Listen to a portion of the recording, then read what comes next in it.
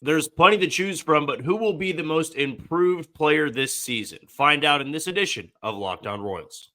You are Locked On Royals, your daily Kansas City Royals podcast. Part of the Locked On Podcast Network, your team every day.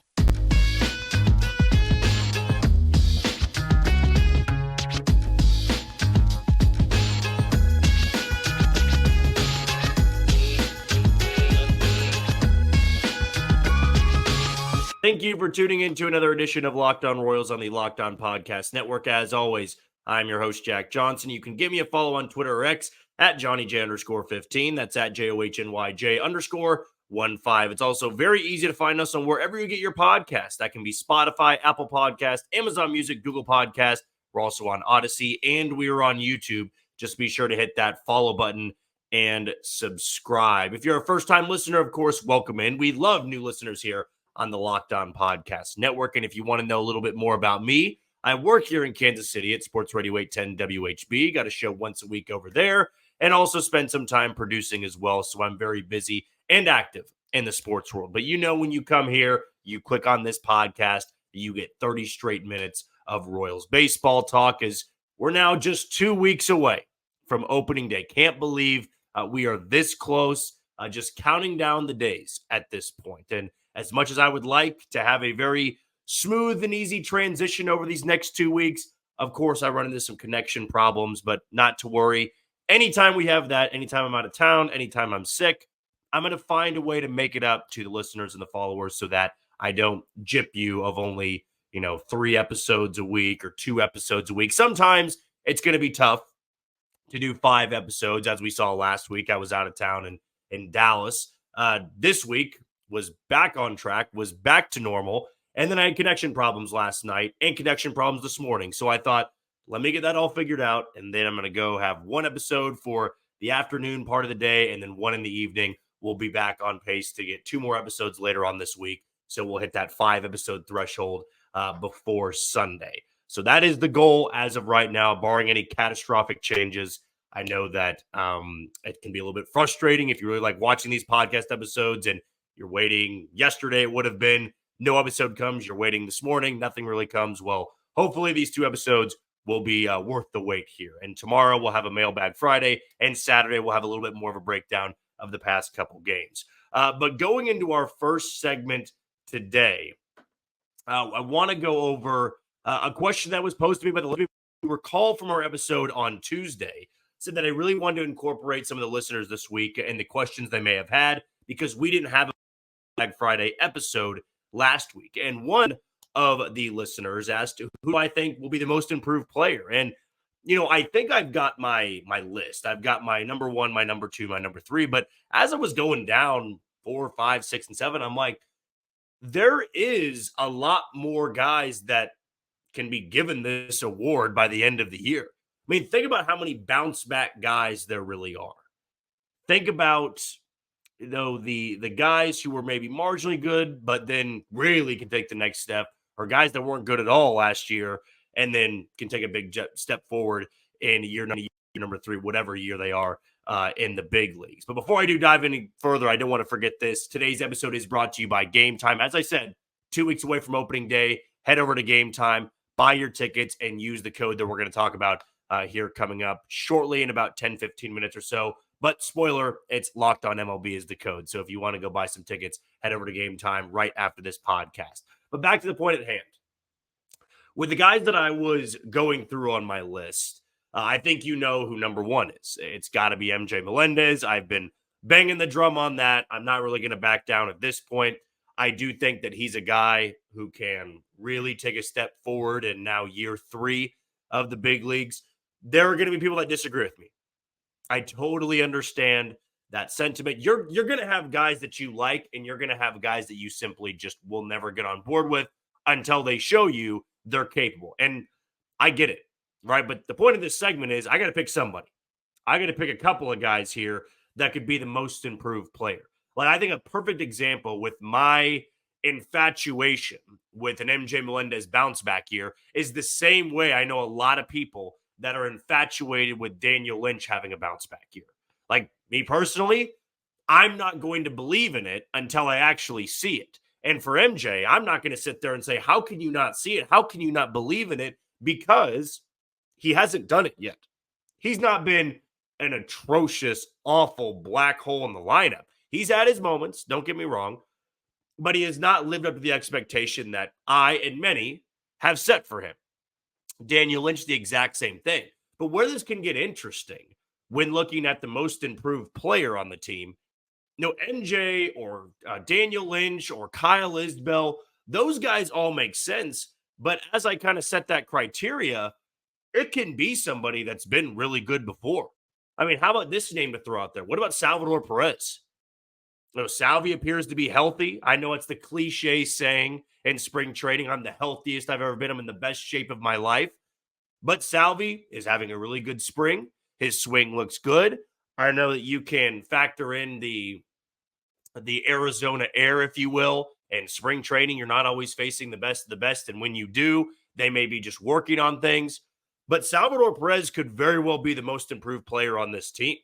I do think we're going to see a bit of a rotation with him at the catching position and then DHing because you want to prolong that success.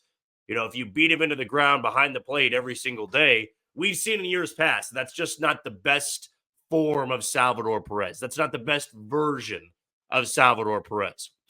And even though last year was a down year, let's be honest, that was one of his worst statistical seasons.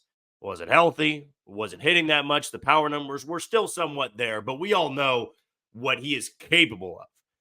I mean, we saw, 3 years ago, a near 50 home run season. I mean, we all know what Salvador Perez can bring to this lineup, and he's kind of my sneaky pick here. He might be number 2. And I think it is fair. I think it is all right to say most improved, right? Because the criteria that I'm setting is you just have to be better than you were last year. But to win this award, you have to be significantly better than everybody else that is, chasing you. You have to be better than everybody else that's taking that big jump. So we know Salvador Perez has been a multiple-time All-Star. He's been a Gold Glove winner, a Silver Slugger winner. And you could say, well, that's not fair, right? Most improved player. Well, I didn't think he was that good last year. And if he can make this jump back to the 2021 version of himself, we saw that two-year stretch, 2020 and 2021, where I thought it was the best he's ever looked offensively. Now, you could say the juiced ball era. A lot of guys were hitting home runs. I mean, and then they reverted back to their normal self. We all know Salvador Perez has 30 home run power every single year. He'll probably have that until his late 30s. He's reaching the mid 30s right now, but I still think a couple more years where he's got that immense power. To me, with a lot of the guys who can have that bounce back, it's health for me. Number 3, man, I don't know if this is the right guy to go with. Maybe too much stock into him, but I do think Hunter Renfroe's got that chance because we look at the last 3 years of his career, right? We look at the last 3 offensive numbers or offensive statistics in those years. And we think, okay, what's the outlier? Is it the 2 good years 2 and 3 years ago? Or is it last year? That was a little bit of a down year with the Angels and with the Cincinnati Reds. What's the outlier? I mean, I have 2 good years in front of me, and then I've got 1 off year. What could be the outlier? I don't think that he's going to return to the mid-30 home run type of power or having a WRC plus in the 120s. I don't see that for him, but I think he can get close to those 2022 numbers, not so much the 2023 numbers. And when you break it down, when you try to pick one of these players as the most improved guy, well, I have to buy a little bit of stock in the what have you done for me lately, but also what have you done for me the last 3 to 4 to 5 years, right? Salvador Perez over the last couple years has been pretty good, but last year might have been the outlier. So Hunter Renfroe feels very similar to that, which is why he might be number 3 on my list. I think a no-brainer, and he's on the cover of our, Locked On Royals post here, Brady Singer. I think this is another no-brainer, at least for a pitching aspect. He's somebody that has all the tools to be a really good number 4. not have as much pressure. He's using more pitches. We saw the 2022 version at one point. And for a full-length season, we know there is talent there. And do we believe that was the outlier, or do we believe that 2023 was the outlier? I think he's had more down years than good ones. Really, he's only had one good year, but it's still somewhat early in his career. This will be his fourth full season in the big leagues. He debuted in the 2020 season and then had his first full season in 21, 22, 23, of course. And this year, he'll get another crack at it. But I do think he's one of those bounce back candidates, at least on the pitching side of things.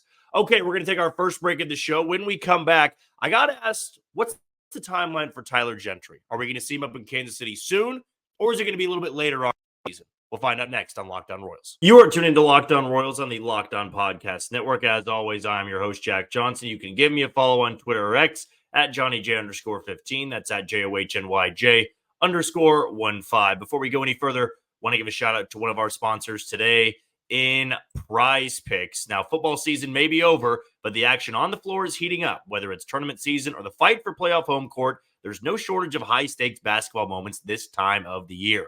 Get on the excitement with PrizePicks, America's #1 fantasy sports app, where you can turn your hoops knowledge into some serious cash. You can win up to 100 times your money on PrizePicks with as little as 4 correct picks. You can turn $10 into $1,000 with NBA, NHL, and college basketball entries today on PrizePicks, America's #1 fantasy sports app. So here's what you need to do. Go and download the app today and use code LOCKEDONMLB for a first deposit match of up to $100. Again, that code is LOCKEDONMLB for a first deposit match of up to $100.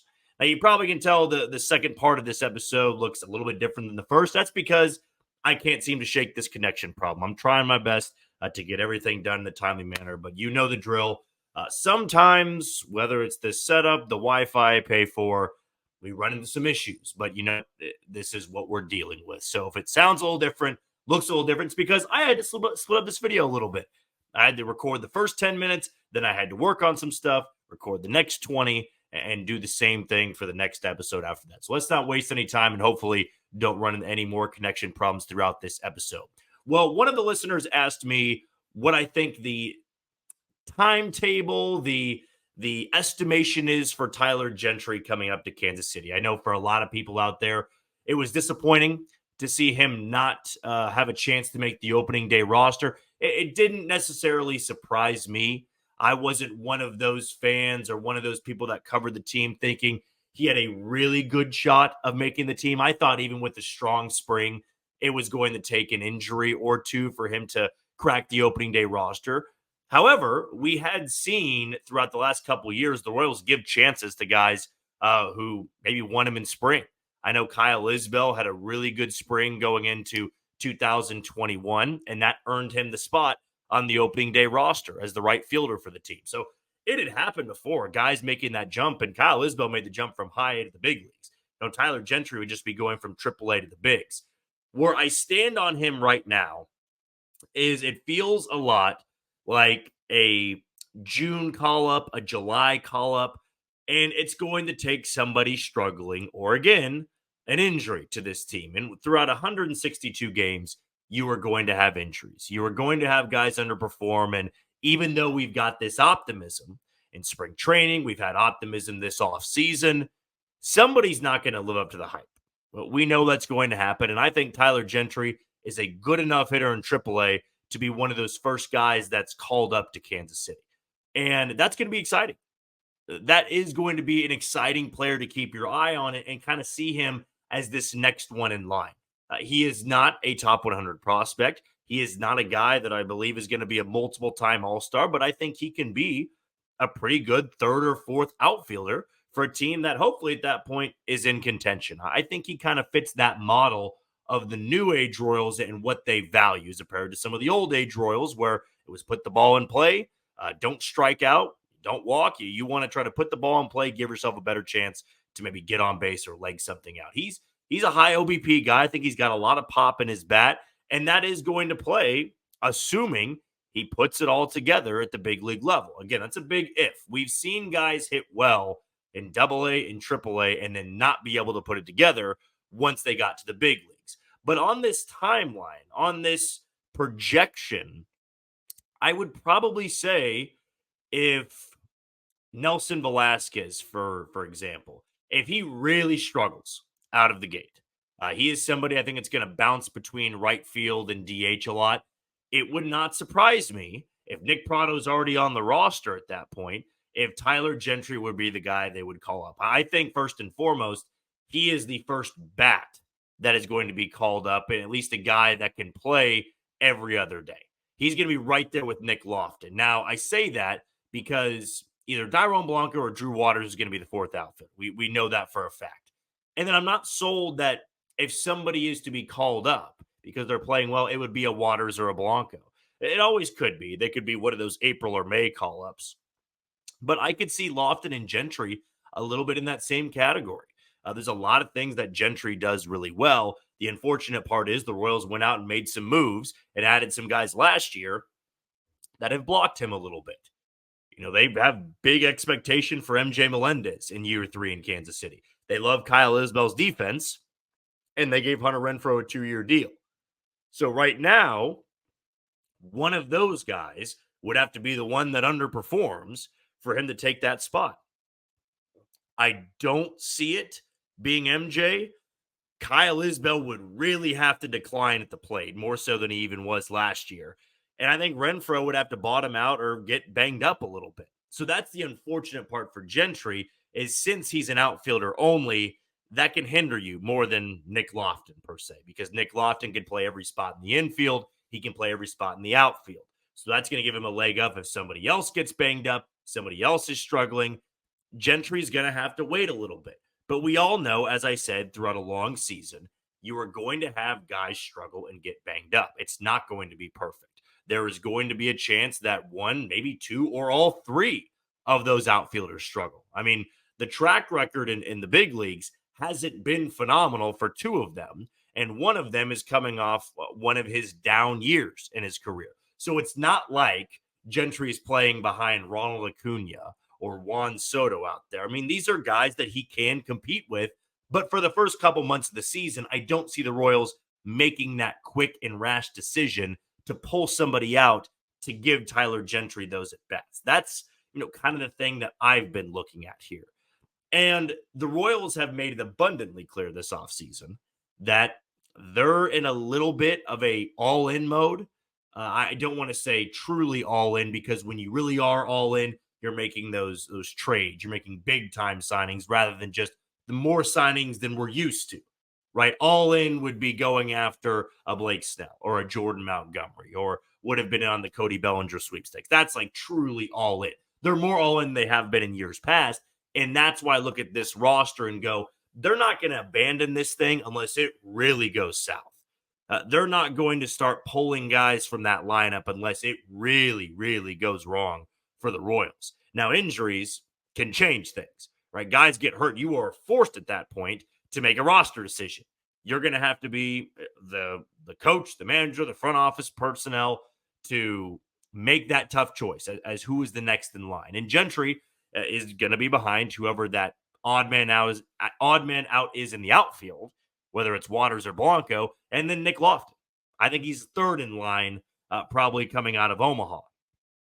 And there's no telling, without having a crystal ball, there's no telling what this lineup looks like, who struggles. I mean, let's all be honest, too. If you are pounding the table for Tyler Gentry, who do you want squeezed out? Who are you rooting against, I guess I should say. And that sounds bad, but we all have those guys as people that follow baseball, fans of the Royals. You had guys that you rooted against a little bit when you were really pounding the table for somebody else in the minor leagues. Like, I can be completely candid, completely open. When Vinny Pasquantino was pounding on the door of Kansas City, I was actively rooting against Carlos Santana. Even though I loved the signing at the time, I just knew the longer he stayed there, the longer the Royals wanted to stay committed to Santana at first, the less likely it became Vinny Pasquantino was going to break through to Kansas City. Where I was naive was that the better Santana got, the more likely it was he was traded, which he was to Seattle. right? For who was it? William Fleming and Wyatt Mills. Like that ended up being the good thing to happen. So maybe for the Royals, if things go south, you start rooting for some of those guys to play well so they would flip them at the deadline, therefore opening a spot for Tyler Gentry. Again, though, I don't see the Royals being true sellers at the deadline unless it just torpedoes, unless they are 30 games under 500 and they are left no choice. It's why they gave a lot of these guys 2-year deals. So Gentry, I think he has a shot in Kansas City at some point. But again, it is going to take a little bit of things to go in his favor for it to be sooner rather than later. Okay, we're going to take our second break of the show. When we come back, we are going to talk a little bit about the Major League Baseball draft and some guys I really like and maybe think they're going to be available for the Royals when they make their selection in the upcoming amateur draft. Before we do that, want to give you a little bit of some inside information. As you know, Locked On has launched the first ever national sports 24/7 streaming channel, Locked On Sports Today. But baseball fans, mark your calendar for March 20th at 6 p.m. Central Time. For those of you listening here, 7 p.m. Eastern, if you live on the East Coast, of course, for the best MLB season preview coming exclusively to Locked On Sports Today. On March 20th at 7 p.m. Eastern Time, be the first to go get the local insight from the MLB local experts of the Locked On Podcast Network. Find it on March 20th at 7 p.m. Eastern Time on the Locked On Sports Today 24/7 streaming channel on YouTube or the free Amazon Fire TV channels app. When we return, a little bit of Major League Baseball draft talk next on Locked On Royals. You are tuning to Locked On Royals on the Locked On Podcast Network. I'm your host, Jack Johnson. Be sure to give me a follow on Twitter at JohnnyJ_15. That's at JOHNYJ_15. You also can find us on wherever you get your podcasts, Spotify, Apple Podcasts, Amazon Music, Google Podcasts, Odyssey, and on YouTube. Just be sure to hit that follow button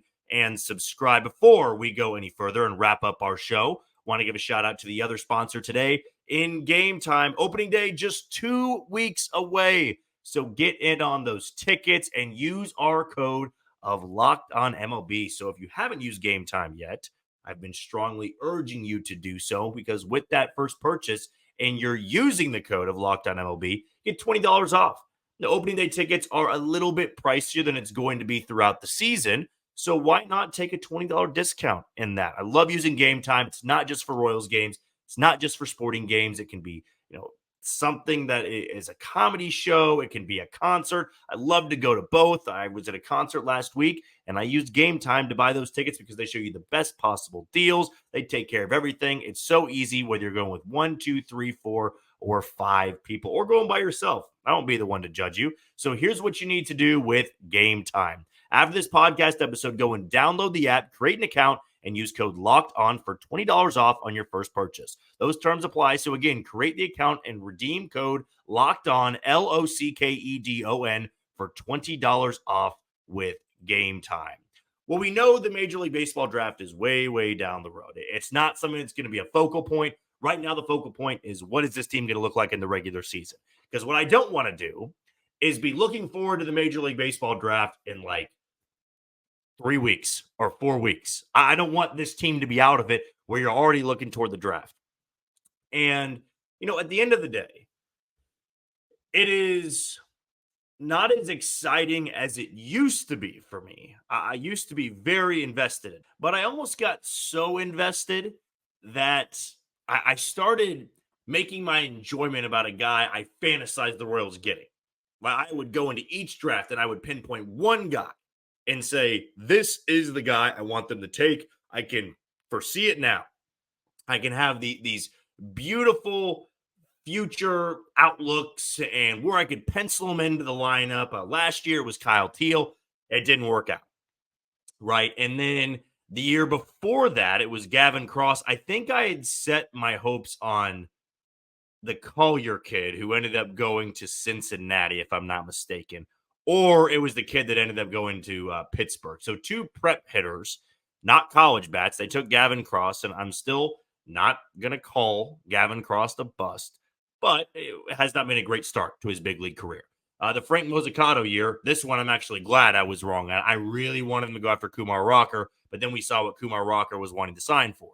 So I'm going after these high-end guys, the guys that would sound great. And so after a while, I said, okay, I need to stop investing myself so much into it and leave it up to the experts and the guys that do great work covering it. Preston Farr is one of those guys. And there are lots of great Royals follows out there if you want to know more about draft prospects and everything about that. Royals Weekly does a great job as well. I know I'm leaving out some people, but I just want to give a little bit of a plug for them because they do great work when covering the Major League Baseball draft. In fact, Preston was out in Seattle for the draft last year when the Royals took Blake Mitchell with their first round pick. However, what I love about this draft class is we did not see last year is that it's very loaded. It's not so much top heavy as last year. Like the Royals were right outside that line where it was these not can't miss guys, but definitely the high end prospects. Like you draft them, they immediately go in the top 100s, and they're probably in the top 60 at that point. Like Texas, it's criminal that Texas won the World Series, and they were not great the year before, but they got Wyatt Langford falling to them. All right, that's just unfortunate. Paul Skeens goes number 1 overall, and that was a no-brainer. This year, what's fascinating to me is as loaded as it is, it's a little bit tough to predict who is going to go number 1 overall. I thought Bazana out of Oregon State, Travis Bazana was going to go number 1, and then he gets hurt in the first part of the season. Don't know now. J.J. Weatherholt, kind of the same thing. I thought he would be a shoo-in. If the Royals got the number 1 overall pick, he would have been my choice. Then Chase Burns, right, the flamethrower now at Wake Forest, transfer from Tennessee. Thought he was a shoo-in to be the number 1 overall pick. Now he's fallen a little bit. There are a lot of college guys to like, and that is unique to me. Typically, the college arms scare me away because of what we saw in 2018. The Royals went so college pitcher heavy, and not many of them worked out. A lot of them got to the big leagues, but none of them really stuck. And for the Royals, what I liked last year is they were very well balanced. There was a lot of picks I liked in the later rounds. I love the Carson Rockefeller pick. I love the Hunter Owen pick. I, of course, love the Blake Walters pick. I love the Spencer Nivens pick, Jared Dickey. A lot of those guys that were taken a little bit later on, and even before that, the Javier Vaz pick, the Austin Charles pick. Those are ones I really, really liked, but sometimes it was just that top pick I wasn't as high on. Now I look at a lot of these mocks, and we never really know what the Royals are thinking. You never really know what a baseball team is thinking. There will be hundreds of mocks that are done before we actually get to the Major League Baseball draft, and there's going to be a lot of different guys mocked to Kansas City. And it wouldn't really be until the night of, or maybe that afternoon, where you kind of get this firm and good idea who your team is looking at. For the Royals, I've seen a couple of mocks where Chase Burns has fallen to them, and I know that there can be some stereotypes, again, about college arms, especially ones that throw 100 and 101, but it'd be hard to pass up Chase Burns. I know there was some dislike for Vance Honeycutt, the outfielder out of North Carolina, a lot of swing and miss. I just think that there are a lot of tools to like there. He wouldn't be my number 1 choice if you had a couple to choose from. I've seen Charlie Condon, the big power hitter out of Georgia, be, linked there a few times. About a month or two ago, Jack Caglione out of Florida, the two-way guy, I saw him mocked to Kansas City. There's no real definitive proof just yet as to who will be there. But I think I can take comfort knowing that they are going to get somebody good at their spot. I don't think it's going to have to be a reach for them. I think somebody will naturally fall to them that you will feel good about. And when you can feel good about it, then it takes a little bit of pressure off for your next pick. I think last year when they reached for Blake Mitchell, and Blake Mitchell still may be very, very good for the Royals. He's 18, 19 years old. We're not going to know the full outlook on him for 2 years at, I would say, minimum. Now, you can see hopefully a good jump here at age 19, but still, take some time to develop these guys. But if you take a guy in the first round that everybody says is a good pick, it takes pressure off you a little bit. The Royals had a lot of pressure in round 2, round 3, round 4, round 5, and so on to hit on those guys because they reached for Mitchell. If they would have taken Kyle Teal at that spot, the guy that I wanted out of Virginia, I think it would have taken pressure off them with their second pick and their third pick. Now, for this one, if Chase Burns fell to them, I think it's a no-brainer at that point. I mean, his stuff is major league ready right now. I mean, he looks like I saw a tweet, I think it was from Pitching Ninja, who I always love to see the GIFs over there, that Chase Burns looks like an MLB ace throwing to JV guys right now. I mean, he's got just a fiery, intense vibe about him. But overall, the stuff is right now unhittable at the college level. And I think it would play after a year in the minor leagues, maybe a half a year. So if you want that fast track, I mean, he would be the guy. If he falls to you, I think it's a little bit of a no-brainer for the Royals. But sometimes they have their guys they really like and the scouts that they really tell them about, or the scouts telling them about a certain guy. Sometimes it's not the one that you think it is. But right now, I've seen a lot of mocks with Chase Burns. He would be my number one choice if he's there. Number two, if you have a lot of those guys like Caglione, Burns, Weatherholt, Bazana, Condon going up there high, I wouldn't be disappointed in Vance Honeycutt. I wouldn't be disappointed in Tommy White. Tommy Tanks out of LSU. That might be a little bit of a reach, though, because he's in the 10 to 15 range. But still, I think a very good college bat. I don't know enough just yet about the prep hitters, but I'm going to do more of a deep dive closer we get to the draft, just so I'm fully familiar on all the options the Royals may be taking.